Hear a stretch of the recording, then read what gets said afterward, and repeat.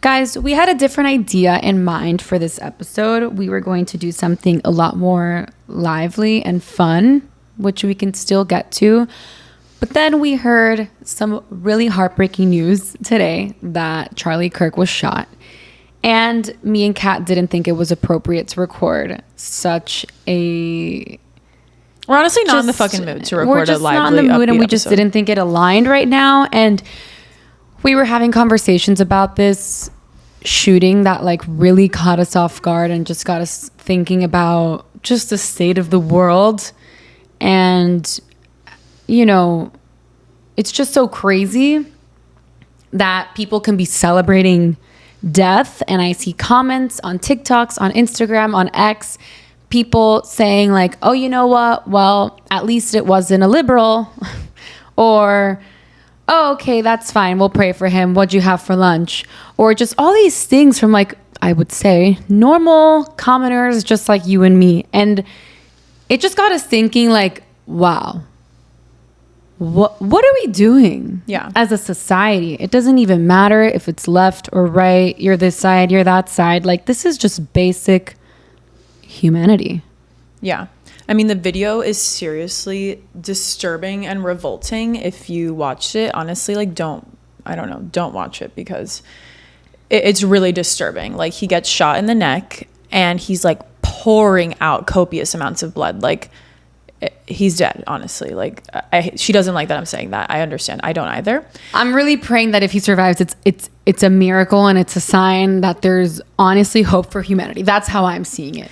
I think it doesn't matter where you sit, like left or right politically. It's just gotten to a point where, like, first of all, how does somebody's literally like risking their life to shoot him because like you're dead or you're in jail for life, which means like you're dead basically. So like at what state does it come to like this guy needs to die? Like, he is, in my opinion, making the world a better place. Like, at least he's a father, a husband, somebody who gets up and goes to work every single day and tries to be a change in the world, at least from a biblical and religious perspective, which I personally admire. I was raised Catholic. I understand for some people, his points can be really extreme, but it's really crazy that like somebody could wake up and want to like really just like kill this person. Like, he's not doing anything wrong. Like, okay, he's really not. Even if you disagree with him, he's not doing anything wrong. Like what justifies a murder? Like, literally nothing. But unless this other person's like a fucking rampant murderer, like, what was he doing that you woke up that day? No, we have freedom of speech. Hello, like, we can say what we think, right? And he's out here just saying what he thinks, and he's really trying to influence. I think exactly. I agree with you. I think he's trying to make the world a better place in his own way. And I personally, I also like admired it as a man. Like, to me, I'm like, wow. Like, I listened to an episode that he did with, I think it's called Coffee Break with Graham. I forgot his last name, but anyways, it's a good podcast, and where he talks about like being a man and how a man should pay for meals. And I know that this is like so simple, but in today's day and age where every single TikTok shows up and it's like dating and it's like you holding the door up for a man, or like the guy wants flowers from you. And I know it's a joke, but it's like really shows how things have shifted from how they used to be. Mm-hmm. And I just like admired the way that he also was just like a man, and he was married, and just like him as a person. And it's just like, it's so baffling that someone would want to do this to him or to anyone. I mean, I think that with any life, like, it's not okay to be celebrating this. Yeah. In any case throughout the world. And we're not like, by the way, comparing this to anything else. I know somebody's going to listen to this. Oh, and what about what's happening here and this death and this murder and this and that and the other? I just think there's been a lot of it lately. And like, it's so hard to not think and talk about all of it. Obviously, what's happening in Gaza. Obviously, what just happened in New York City with the Blackstone shooting. Like, all of these things are horrible. We're not trying to like talk about one event. It's just been such an accumulation of so many different ones lately that it's just hard to not think about it and like express what's going on here. And I just think the worst part is someone going out there and being like, well, at least it wasn't one of us. Or, okay, great, we'll keep going on with our day. Like, what do you mean? Like, yes, I mean, we're gonna have to keep have to keep going on with our day the same way that there's other major things going on in the world. But like, really going out of your way to write this, as your, like, as a statement, you think that's the smartest way? And I think that's where it's just like, Guys, it only takes one. Like one person, me, every single day, Kathy every single day, like just to be like a nice fucking human being. Like why do people need to go online? And it's the same way like people who hate like on celebrities. I'm thinking of something stupid, but like really, why are we taking the time to tear someone else down? Why are we taking the time to write some stupid fucking comment about someone, God forbid, hopefully I'm still praying that he's still alive, but that who just died, who has a family at home. Like, you wouldn't want that happening to your family. And if it did, you sure as hell wouldn't want someone fucking commenting about it either way. Yeah. Like, he is a husband. He is a father. He is a leader. He's an employer, I'm sure. I just think... With Turning Point USA, I think he has a lot of people employed. Yeah. Like, this is somebody who makes a difference in other people's lives. Nonetheless, I just think it gets so twisted with the perspective. Like, people forget that this person is a human and, like, a father and a husband. And... I don't know like why people forget those things. Like if he weren't a political figure and it was just like a person that passed away in like this type of shooting, like I'm sure more people would be like, holy fuck, like what the fuck? Like that guy was a husband and a this and a that, you know? I think the perspective gets so twisted just because like one part of his life doesn't align with yours, where I just don't understand how people can be okay with it. But I just think that people need to, you know, be a little bit more empathetic. And I mean, it's like the more people come with these like hate comments and more divide and like, well, what about his views on guns now? Like, really? This is the time we're going to bring that up? Like, haha, funny joke. You know, it's like, this is why we continue to be divided. Mm-hmm. Why can't then this be a moment to then be like, wow, you know what, this sucks. What can we all do? Because we're all in this together. It's not him. It's not pointing fingers at one side or the other. It's like, nothing's going to change if no one changes. Yeah. So it's like, when's it going to start that people are just going to start, seriously, like just start being nicer to each other? Yeah. I mean, I think the whole reason we started this podcast is because of these conversations we would have. Like if this were to happen, we would have the same conversation. We just wouldn't have microphones. So I want to talk to you about this because we talked about this in Spain. Like we were in Spain right after the Blackstone shooting in New York City happened. And I asked you because I didn't know this girl personally who passed away, but I felt this same exact way about that whole situation. And I know a lot of people I know knew her. She went to Cornell. Her name was Julia Hyman. And I was just really upset that a 27-year-old who's like kicking ass in New York City woman had to pass away for what? Like as collateral damage, literally. Yeah. And then this, on the other hand, Charlie Kirk is like a targeted attack. But you talked about how when it's your time to go, like it really is your time to go. And I kind of just want you to elaborate on that. And if you want, like maybe say that story about your grandpa, because it really helped me even think about like obviously the passing of my mom. And I'm sure a lot of people listening to this podcast have dealt with grief. And I think it is a really interesting way to look at it from a spiritual perspective. Yeah. It definitely is a spiritual perspective. That's how I see things. You like have to. Yeah, and this is genuinely what I believe. So, and Charlie's a very spiritual, he is, and he's very religious. So let's honor him. So no, what I was telling Kat about that, because she was like, "Why did this girl have to pass this time?" And listen, what I'm saying sometimes maybe won't be understood. So like maybe people won't take it so lightly, but I genuinely believe. I know it's just hard when tragic things happen, but I genuinely believe that everything happens for a reason, and I believe that if at that point it was time for this person to go, for their soul to elevate to the next dimension, then it's their time. Because I think that you're there at the time and place, although it's terrible timing, there was a reason why her soul had to leave on that day. Maybe it's because she's already completed what she's had to do on this life. Now I'm using her as an example. Maybe it's going to help elevate other people around her. Maybe it's going to inspire other people, and that had to happen, and her soul is willing to sacrifice herself so for the greater good of her family or her friends. I don't know. But I think that, like, in this case, from what I understood in the story, I mean, there's miracles all the time. And sometimes you're like, wow, how did this person, like now I'm praying for Charlie Kirk, like how do you get shot in the neck and survive?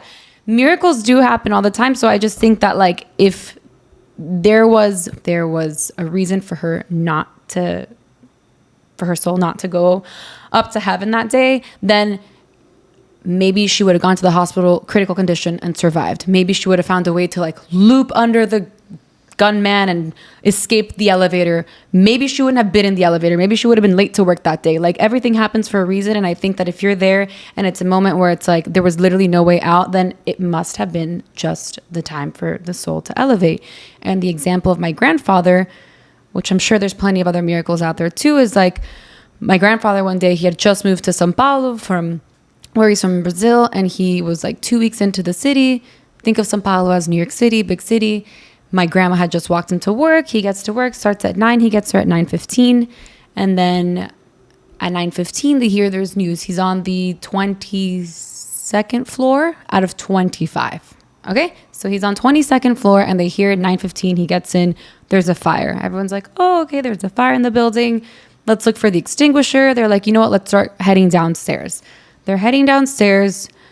And basically, like, the parking garage is up until the 11th floor. The 11th floor is actually where the offices begin. They start heading down from floor 22. They go down to 20. I'm getting into details. But I think this is just how he told me the story. When they get to 20, people are already coming up from the 11th floor because that's where the fire started, on the 11th floor, the first floor of the offices. And the smoke was already coming up. So they're like, we can't go down. We got to go up. So then he goes back up, passes 22, which is where his office is, and goes up to the 25th floor, which is the last floor of the building. Sorry, I just think the details are important because, like, all of these things had to happen, you know? Like, we're saying timing and timeline. It's all timing. So he gets up to the roof level, and I guess to hop onto the exterior of the roof, you need to, like, access a window, or it's like, you know, it's like there's concrete and then you need to jump over the window, and there's a side to the left and there's a side to the right. Mind you, he's a short guy, still a short guy, and he couldn't get up to the left side, and there was like a little trash or something that he could use on the right side to get up and climb over to the right side. So he was like, I'm too short, can't go there, I'm gonna go to the right. He goes and climbs over the right. Like, some people went that side, everyone went to the left. Everyone who went to the left side died because the fire, the heat waves, just was too hot on that side and they passed away. That's already crazy. Then he's on the roof on that right side waiting for help. People are jumping off the building. Some people are jumping from balcony to balcony, hanging on, trying to like some crazy Superman shit, which one of his coworkers survived doing that. Holy shit. And so on the right side, they're there, and basically the people who are left who didn't jump off, I believe even his assistant jumped off, like people he obviously worked very closely with, and they're like, let's make a pact and let's not jump off. And my grandpa's a very honorable man, so he's like, all right, I made a pact, I'm not jumping off, like I promised. So at that point, it was so hot, he was like, there's nothing else I could do, so I'm going to like lay on the floor, because the fire was coming up and he was like, the heat waves were just like super fucking hot.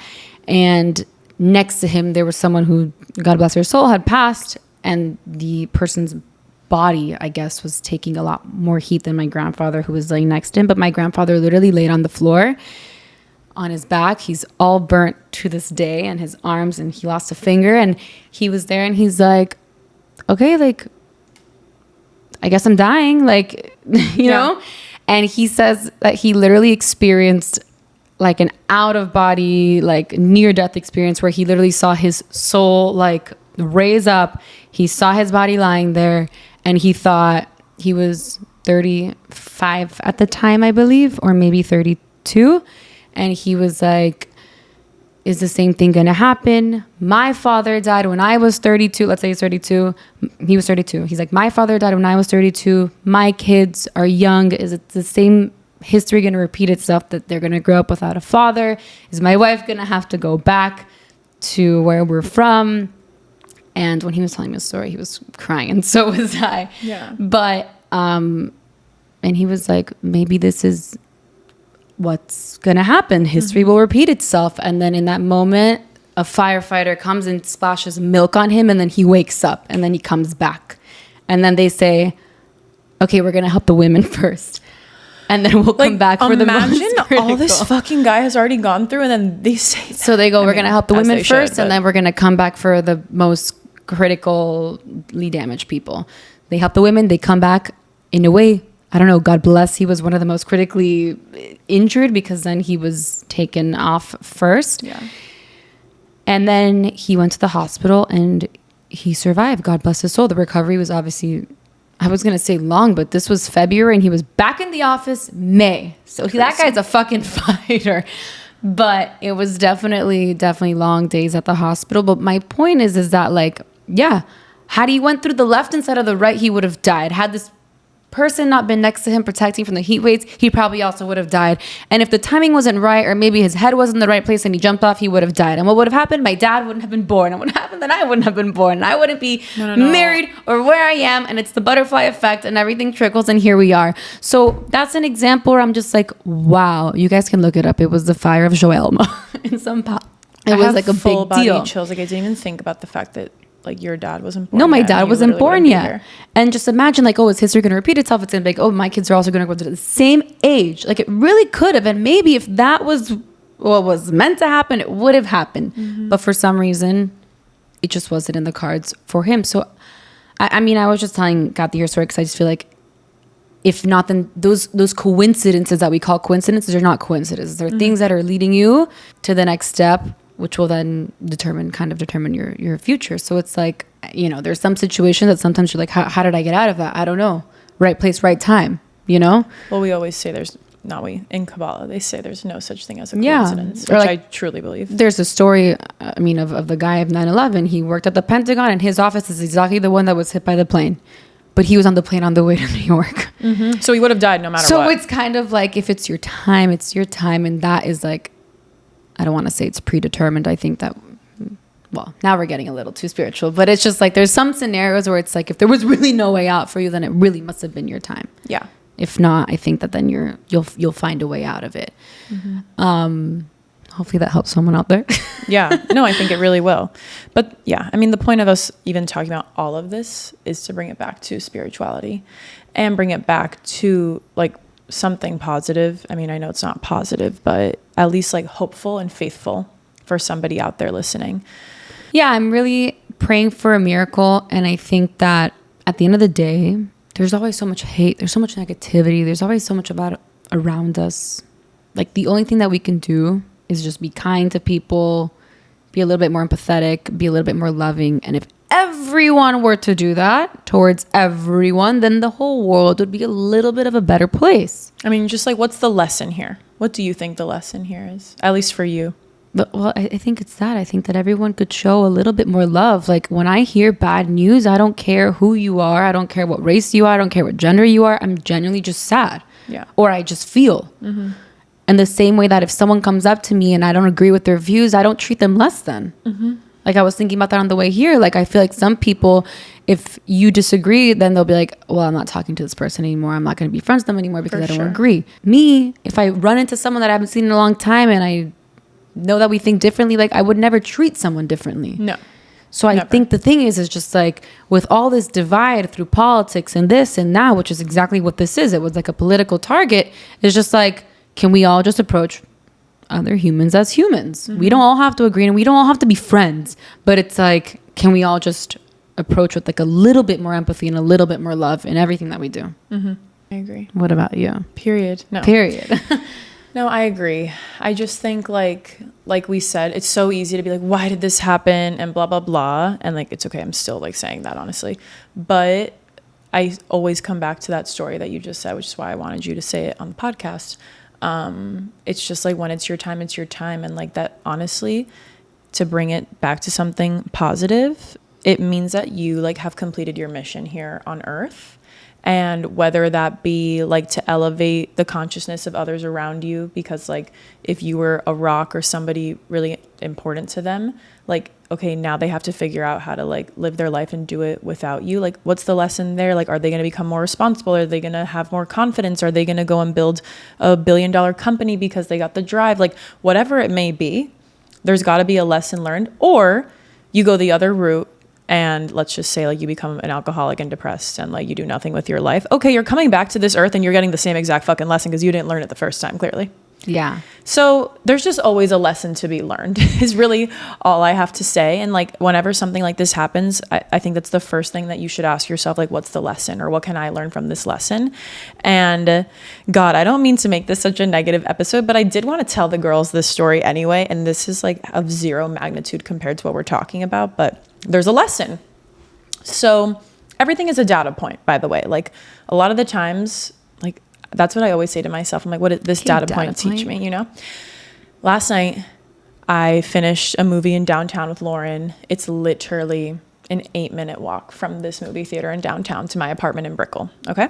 If you're in New York City, like I don't even question a 45-minute walk. Like, no. So, and I was like, should I walk home? Should I not? Like, and I was like, why the fuck am I even questioning if I'm going to walk home or not? It's like the quickest walk. So I call my fiance. He doesn't answer. Whatever. Then I call Marissa and we're on the phone and I'm walking and it's dark. It's like 9 p.m. It's not even late. Okay. Yeah. And right, like so close to my apartment, like not like a half of a block away from my apartment, I'm going down this like sidewalk and it's like really narrow. And I just see like a deranged homeless man. Honestly, he's like pacing like back and forth on the sidewalk. And then I get in my head and I'm like, well, if I cross the street, he's going to know I crossed the street because of him. So I'm just going to walk past him. And like 9 out of 10 times, usually a homeless person like is not going to do anything to you when you pass them, obviously. And this man's like getting a little crazy. Like he's like doing like as if he's like on a football field, like trying to jerk me out, right? Like he's like going like side to side. I don't like that. And I'm on the phone and I'm like getting really nervous. And all of a sudden he just lunges at me, like full on like lunge with his leg and his arm out extended to try and like grab me.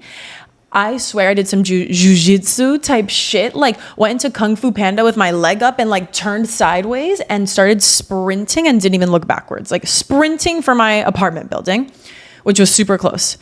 And I get into the apartment building. And by the way, I didn't do the right thing. Not that, I'll tell you now.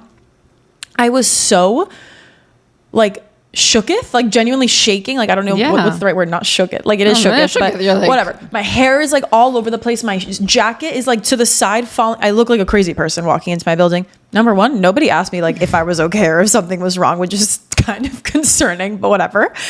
Number two, I mean, the people in the building could have asked you since you're like literally coming home. Like, by the way, sprinting past my valet and nobody's like, what if a psychopath was following you and they're like, are you okay, ma'am? Yeah, whatever. It's okay that they did it. But my lesson, on the other hand, is like, then I'm getting in the elevator to like get home and I like should have told the security in my building. I should have told like literally anybody. And then I see this girl getting out of the elevator with her dog and I wanted to tell her like, don't go outside. And I was so panicked and like, I seriously couldn't speak and I didn't say anything to her. And then I got upstairs and I was like, why the fuck did I not say anything to her? Like, I'm sure she's fine. I'm sure nothing happened. Maybe she even went the other direction. I don't know. But it's like, that kind of is my lesson. Like, number one, like, literally, if you see something, say something because you don't know who you could be protecting. Okay.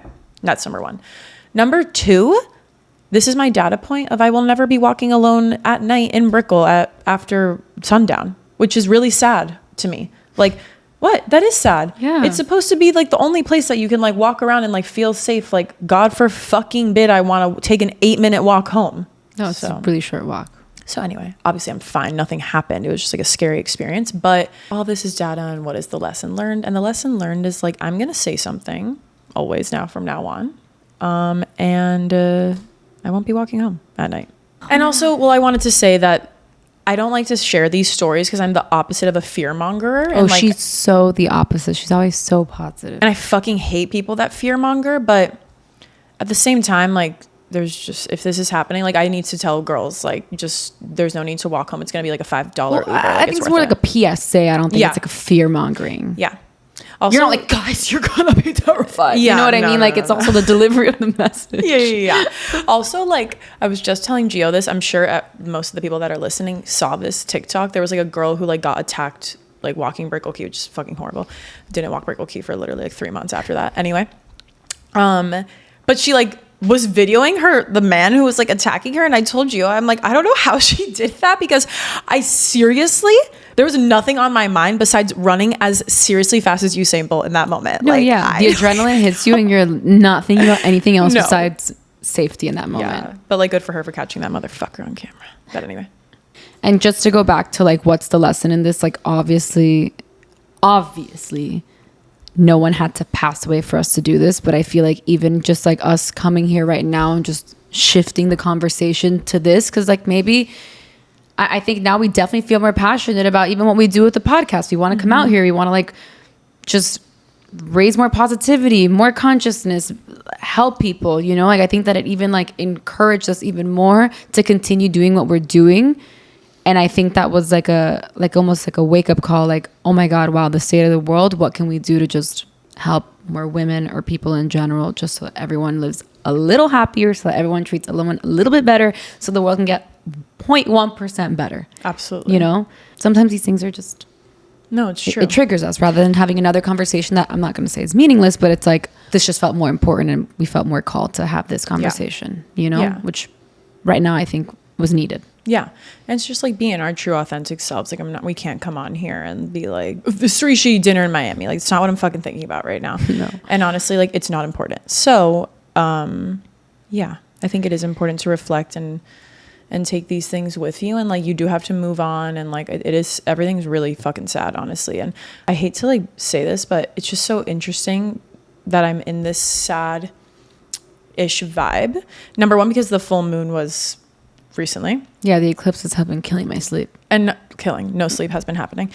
And number two, like, it is 9/11 tomorrow. Yeah. I just think it's all very interesting. Somber. It's really like a somber, heavy time, but we will get through it and we'll remember. Yeah. Well, I hope someone can take something out of this, and we'll be back with more positive things next time. But I think we were called to have this conversation. Yeah. Thank you guys for listening. Thank you guys. All right. Bye.